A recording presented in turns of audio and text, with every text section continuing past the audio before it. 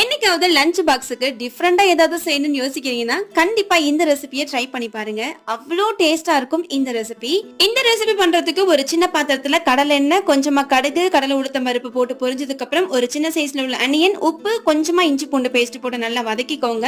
நல்ல பெரிய சைஸ்ல உள்ள கேப்சிகமை நான் கட் பண்ணி வச்சிருக்கேன். அதை நல்லா அதுல ஆட் பண்ணிட்டு மசாலாக்கு மஞ்சத்தூள், மிளகாத்தூள், கொஞ்சமா கொத்தமல்லி தூள், சீரக பவுடர் இது எல்லாம் போட்டு நல்லா வதக்கிக்கோங்க. மசாலாவோட பச்சை வாசனை போன உடனே இப்போ இது கூட ஒரு பெரிய பழுத்த தக்காளியை ஒரு நாளா கட் பண்ணி ஆட் பண்ணிருக்கேன். அதுவும் கொஞ்சம் வதங்கின உடனே நல்லா ஆற வச்சு வடிச்சு சாப்பாடு இதுல ஆட் பண்ணிருக்கேன். ஒரு அரை கைப்பிடி அளவுக்கு வேர்க்கடலை நல்லா பொடி ஆக்கியிருக்கேன். அதையும் அதுல ஆட் பண்ணிட்டு கடைசியா இன்னும் ஒரு டேஸ்ட்டுக்கு ஒரு அரை டீஸ்பூன் போல மிளகுத்தூள் ஆட் பண்ணி இப்ப எல்லாத்தையும் ஒரு மிக்ஸ் கொடுத்துட்டு நல்லா சுட சுட வச்சு சாப்பிட்டு பாருங்களேன். அவ்வளோ டேஸ்டா இருக்கும் இந்த கேப்சிகம் ரெசிபி.